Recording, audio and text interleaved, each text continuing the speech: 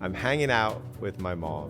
My dad's supposed to meet us at dinner. He was like 5 minutes late, which he seldom was. And my mom was like, I think, full panic attack. That's how I was raised with time. So you can imagine I have like some trauma with time. One day we were doing a Groundbreakers. We were doing like our week-long program. And I said, I need help with this. When I'm in this trauma, I need to hear something that pulls me out of the trauma. I think it was Janine who came up with the expression, I see how much you care.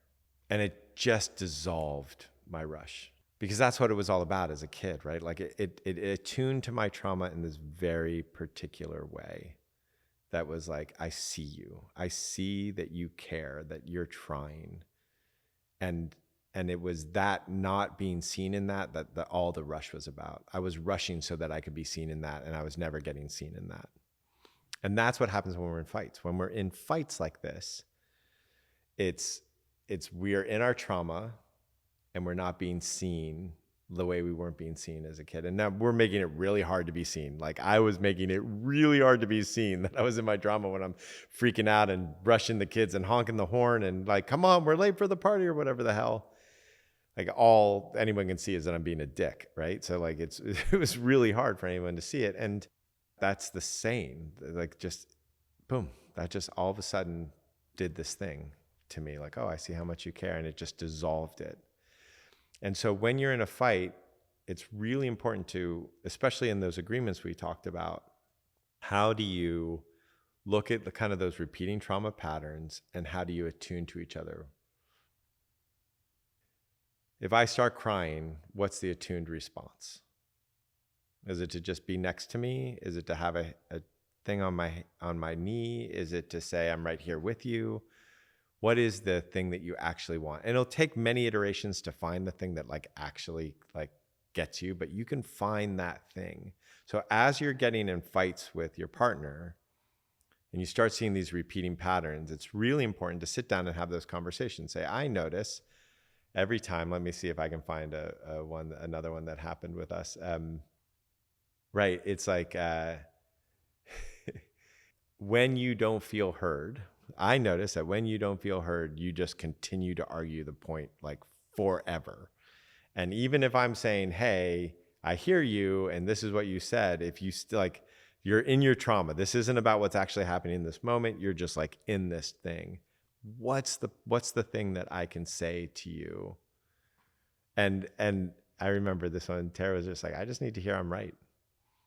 You're right. You're absolutely 100% right.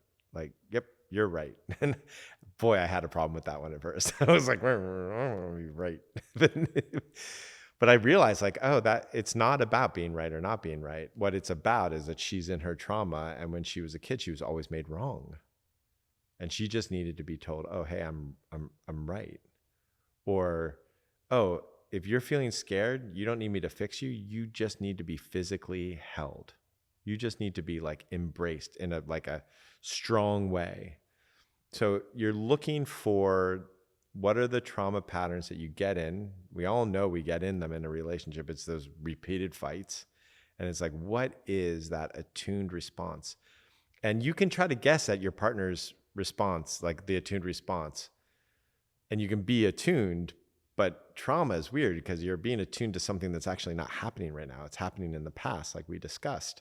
So it's really important to like sit down with your partner and like talk about like what is it, what do you most want in that moment?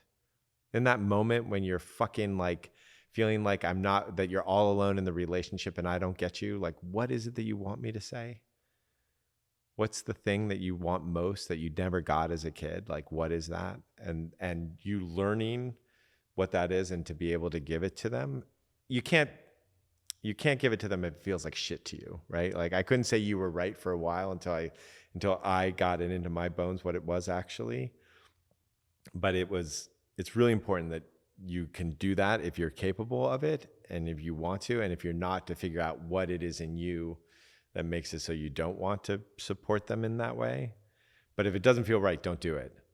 But if you can do that, it's really important to have that very attuned response to that repeating trauma that's happening in the fights.